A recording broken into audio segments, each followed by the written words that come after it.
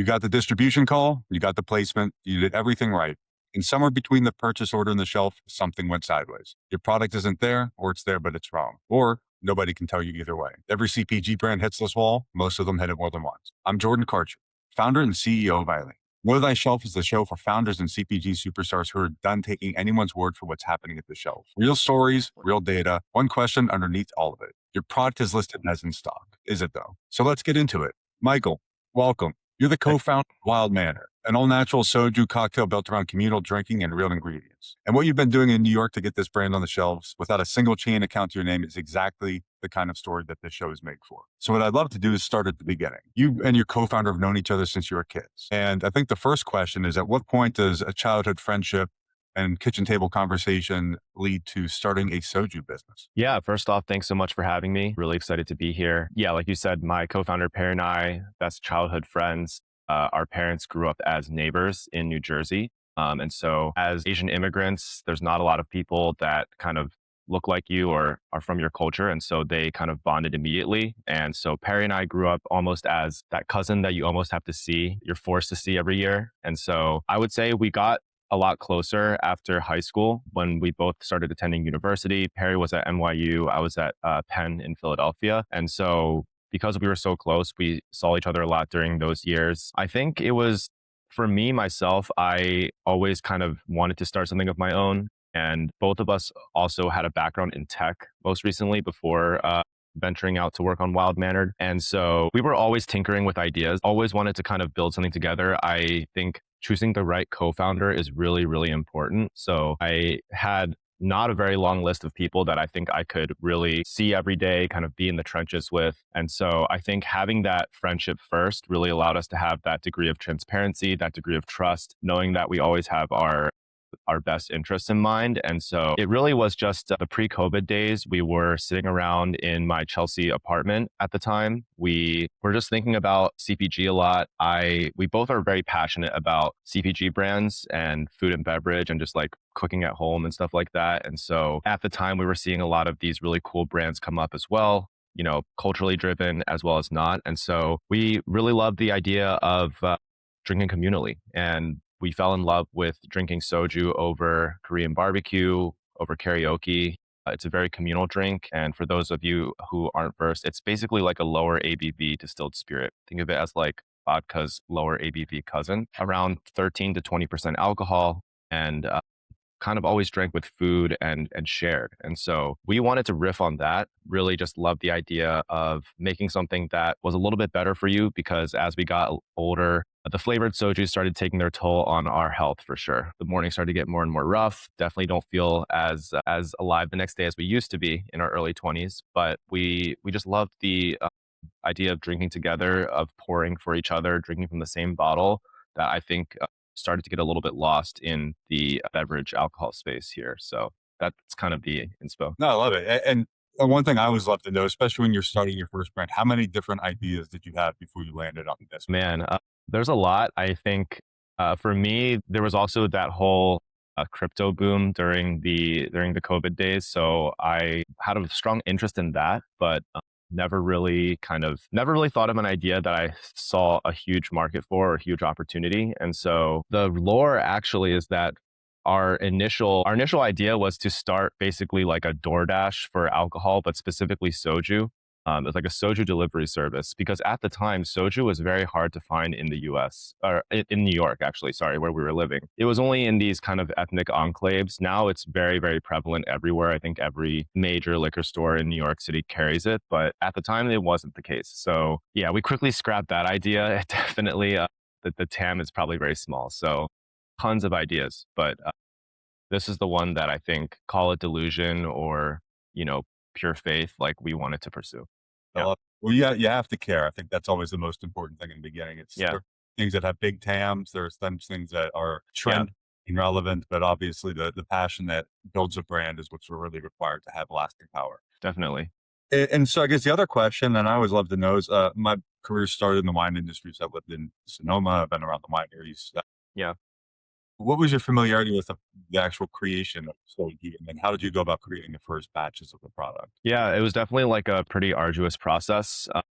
Perry and I do not come from an alcohol background or a food and beverage manufacturing background at all. Like I said, we both had a background in tech. I started in management consulting and then moved into tech. We definitely needed our help. So we actually emailed around 100 different, any manufacturer that was kind of within a reasonable drive from New York, and only two got back to us that wanted to kind of go down this path of R&D and potentially being a contract producer. So we had very little experience, if any at all. And I think what complicates things even more is that what we wanted to make was effectively like a ready to serve cocktail that was kind of initially inspired by flavored soju. So it's 13% alcohol. It has a wine and distilled spirit base. So, not the easiest thing to explain. Because of the wine and distilled spirit base, you also ideally need to have a manufacturer that is well versed in both. We got very lucky in that the manufacturer that got back to us that was willing to kind of take this project on and take a chance on us, they have a winery arm, which is a great producing winery arm, and then they also have a distillery arm where they make some brandies, they make some whiskeys as well. And so we got really lucky. And the funny thing is, they're probably as far away from us as possible in New York. They're on the Lake Erie kind of area. So every time we drive there, it's about like 8 hours. But when we did the R&D, this was also during COVID. So we had a lot of Zoom calls, a lot of back and forth shipping of samples, a lot of taste testing over Zoom, which was fun in its own way, but definitely made things take a lot longer than they might have now. But yeah, it took a lot of versions. I think our strawberry basil to date, like probably, version 31 or something like that.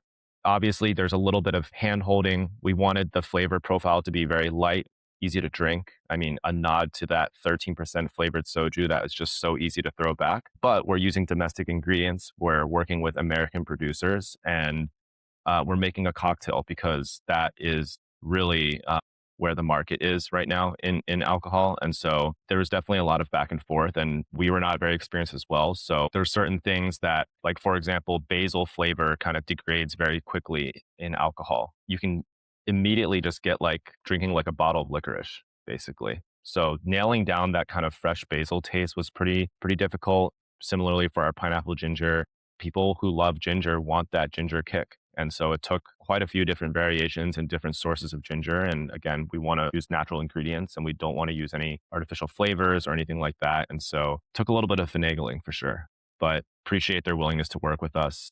And it's always a work in progress too. So Yeah. So maybe I think that's the part a lot of people don't understand when they're starting brands. And I've been there personally, and it sounds like you had the similar story when people are like, well, how did you find the Russell's coffee? Or how did you find the roast? It's like I emailed everybody that had a coffee website that exactly. Yeah. Yeah.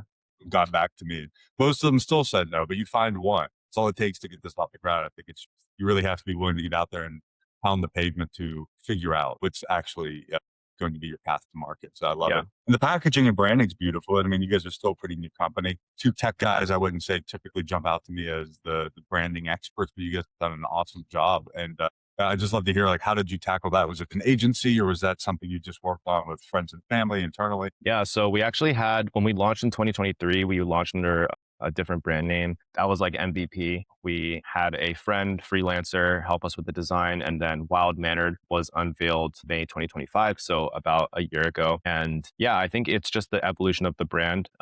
We worked with a really great agency out here in Brooklyn, in Greenpoint. Shout out Garnish Studios. They work a lot with CPG brands.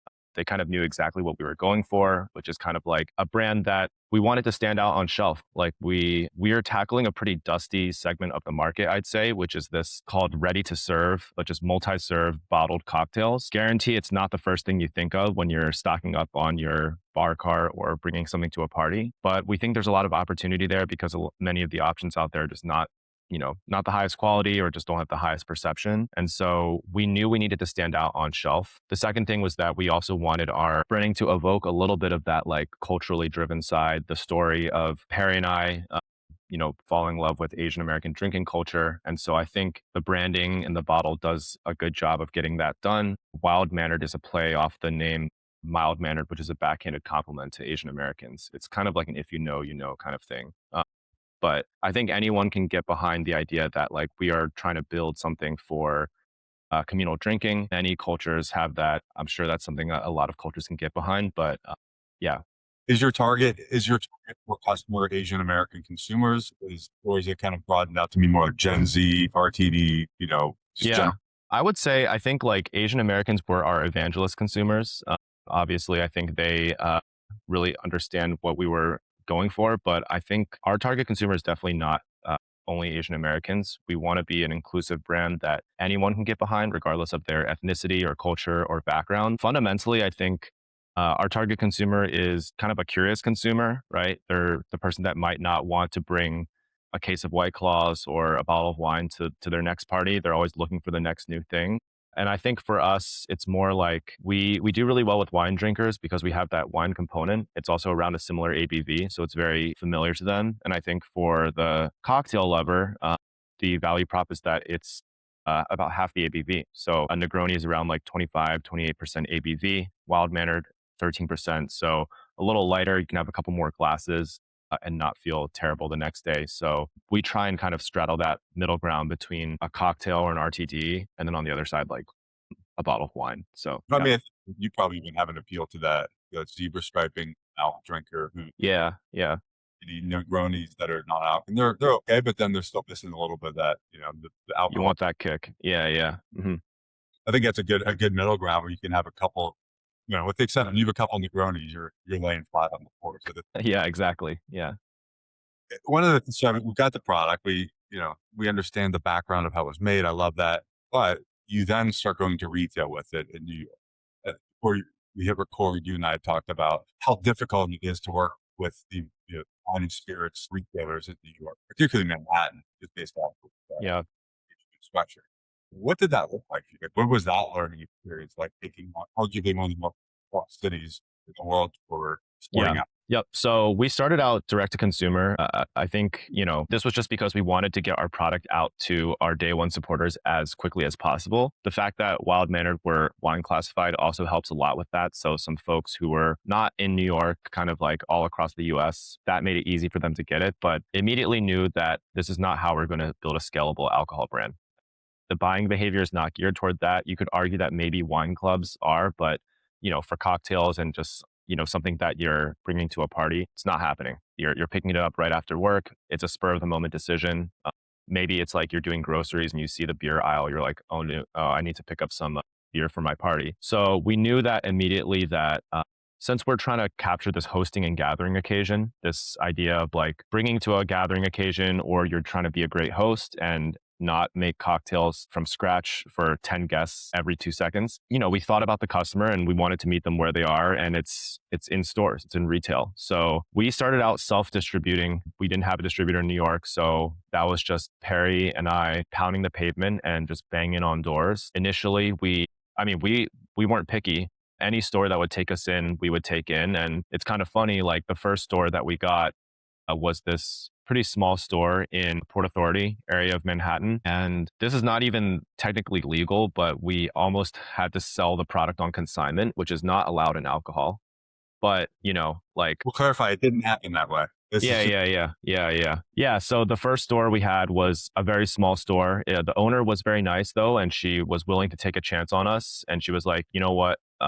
Had a little bit of healthy skepticism, but Perry was the one that did a sampling there with the product, and he sold about a case during the whole sampling, which was about 12 bottles. And that was kind of what gave us the conviction that, hey, all right, like people like the taste, like they seem to understand it.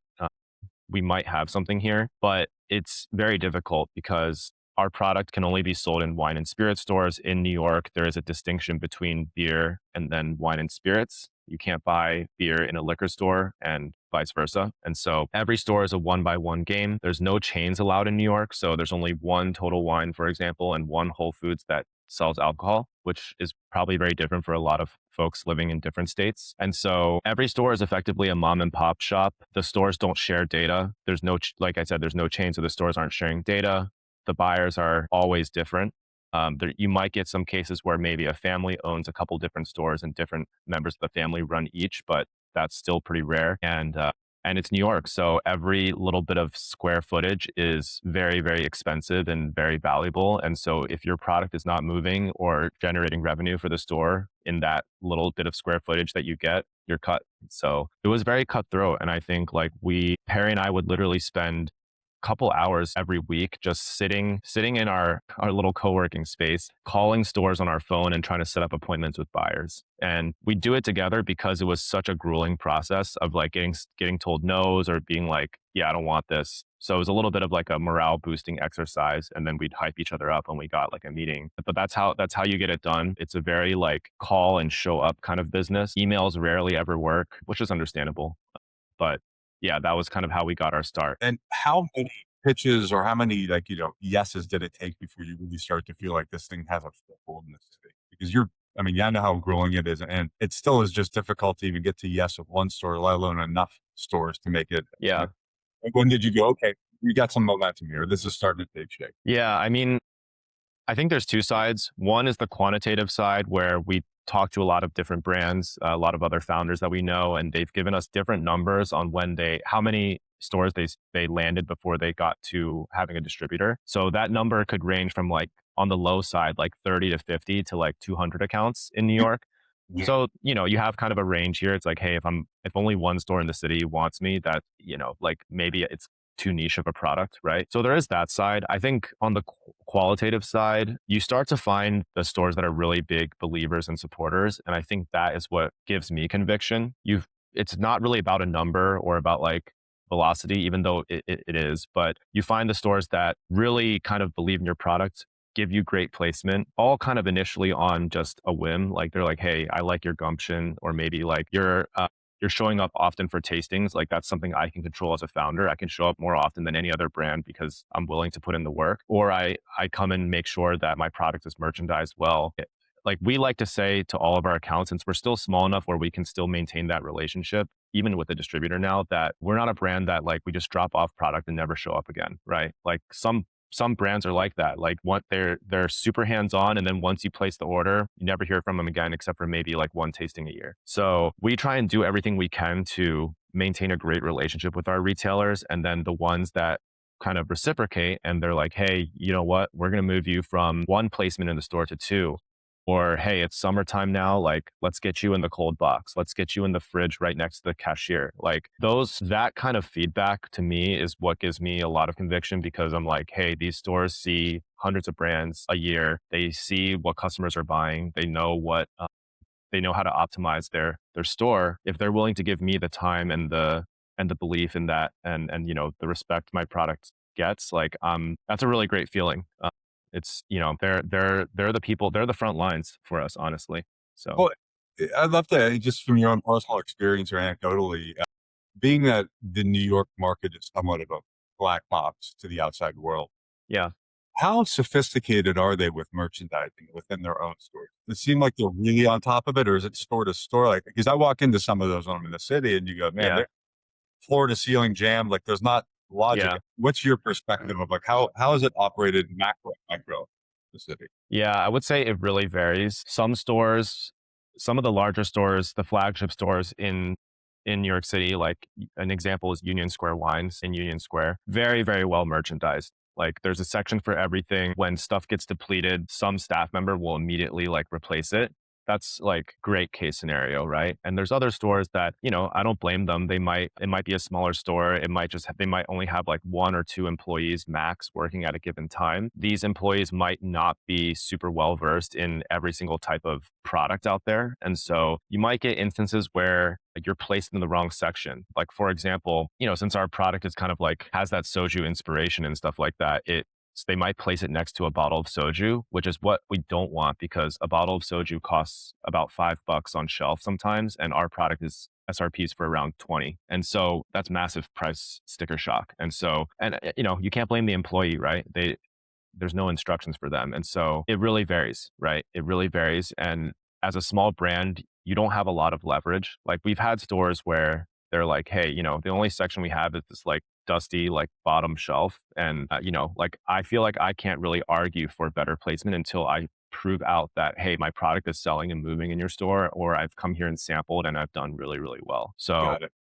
for those accounts, we try and just be like, hey, like this is our recommendation for the best place to be merchandised. Obviously, every brand wants to be, eye level, front of store, right? And that's just not a reality. Like I get why they'll probably put Cutwater there or Surfside there or insert major brand there. So we just try and say like, hey, we'll do everything we can to support you and make our product fly off the shelves so that then maybe after we've sold your first order, I can then come back to you and be like, hey, like, can we work out something here where we get a little bit better placement or bottles get replaced a little bit more frequently because, I've done my part to Yeah, support you. So yeah. sure.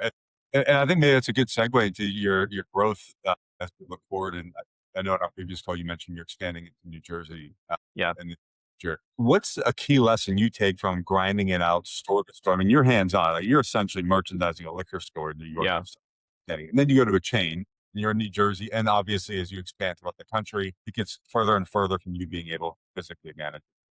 What are some of the key takeaways that you've learned from that experience in New York that you're going to apply when you start working in New Jersey or name that big market? Yeah, definitely. I mean, I think initially when we started out, like I mentioned before, we would take any store that was willing to hear us out and try out a case of product. And I think to a certain extent, that's still true. A sale is a sale, but I think focusing on that, call it upper 25% is really important because I do think it's kind of like 80-20 rule. Like the 20% of your accounts bring in 80% of the revenue. And those are like I said, the stores that merchandise well, that believe in your product, that have maybe the staff loves the product. So when you're not there, the staff's recommending it. Like we've learned now that like not that less is more, but I think it's more important to curate and grow those types of accounts rather than cast a wide net and get a store that like is curious about your product, has the complete wrong demographic or is just not in the right location. And then you spend your time trying to nurture that lead and then they order like once or twice and then churn.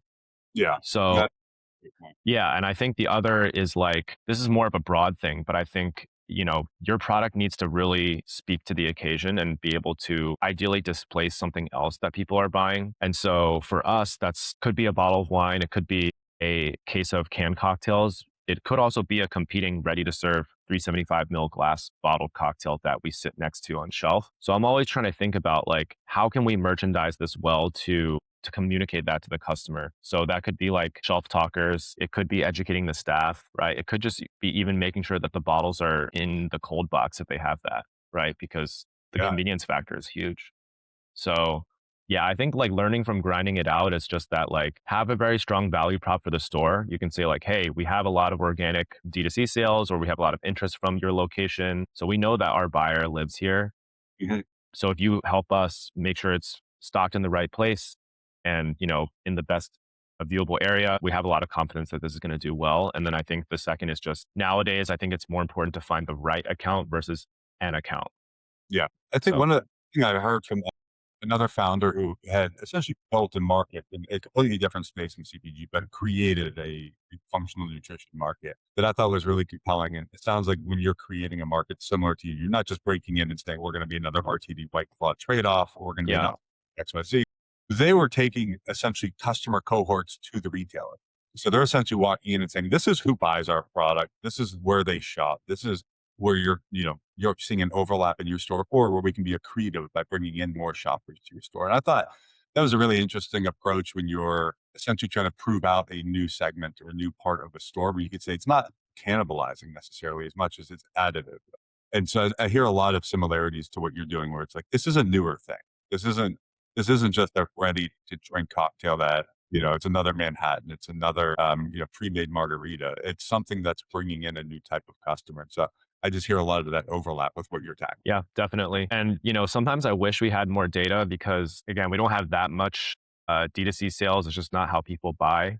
Mhm. So, I'm jealous of like e-commerce brands that go into retail because they have so much customer data already. And then since we are kind of a retail like 60-70% on-premise, 30% ideal mix, like we sometimes don't have that level of feedback and data on who's buying. Mhm. So the sampling really helps because then you can kind of see like, here's the type of people that are interested. But I I love this. yeah, You probably can't and won't do the farmer's market approach, but in other categories that being able to say, "Hey, I've sampled 500 people. This is who buys it. This is who loves it." I think that's the storylines I always like to hear D2C or brands or any brand really taking when they go into retail is that you're not purely pushing your product based off of either price or product features as much as you can also say like you've said it, you've been in these stores. How many people have you sampled in these wine and spirit shops in New York where you could be able to say like this is who buys it. Like Right.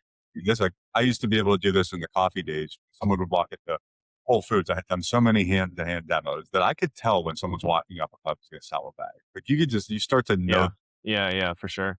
one of those things that people don't realize is that you can start to be like, this is a sale.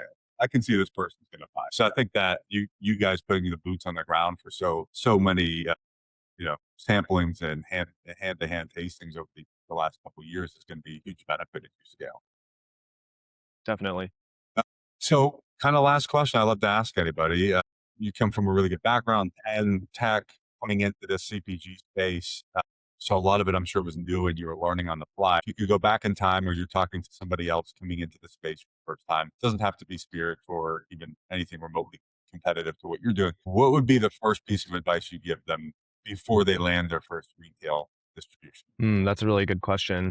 A little bit of a cop out, but I think like my gut reaction to your question is that things don't end. Rather, they probably start when you get on shelf, Yeah. right? Like What? that our first store was a huge achievement to us, but I think at the time we were just like, oh, we got our store, they believe in the product, like fantastic, job's done. Like, but I think the job really just starts because the real kicker is that you need to make sure your product is moving and moving quickly and also like displacing competitors like I talked about before. I've really thought a lot about this more and more about the fact that I think especially in beverage alcohol you need to really center yourself around an occasion. Like, when am I drinking this? Is this something I have with dinner? Is this something that I bring to a backyard barbecue? For us, we're trying to own that hosting and gathering occasion. So board game night, hosting friends for dinner, things like that. And then I think also before you go in store, maybe when you're doing the R&D of creating your product, you really need to think about like what existing product is my product displacing. If you think about like Poppy, it's probably displacing Coca-Cola or like, a sugary soda, right? Someone's swapping that out for your product because they believe that it's better suited for that occasion. So for me, for Wild Mannered, that is like, how can we make sure that Wild Mannered is better for hosting and gathering than anything else out there? And that's a tough challenge, but I think it's just something that you always need to be working towards. And that's how I think CPG brands win. You eventually your fridge is full of poppies instead of sugary sodas because you enjoy that product for the occasion and it's serving that occasion very well. So that's kind of what's in my mind these days. Got it. No, I think it's a great perspective and it's very accurate. Well, thank you again for joining today. I love hearing the story behind Wild Mannered and more about what your experience has been like building the brand. Wish you nothing but the best. I hope everybody in New York City that's listening finds a bottle, tries it out. Sounds like a perfect summer cocktail. If you're in New Jersey, keep an eye out. And I'm sure Michael will have updates as this brand continues to expand. So congrats on all the great work. I hope to see this coast to coast. And hopefully we find it on the shelves in Tennessee here pretty soon, and I'll grab a bottle in Nashville, be your local ambassador. So thank you guys again. That's a wrap for today. If anything we talked about on the show sounds familiar, if your brand is having flat velocity, missing SKUs, issues at the retail shelf, come visit us at shopwitheileen.com. Check out the platform. We'll give you 10 store reviews for free. And as always, know thy shelf. Thanks so much.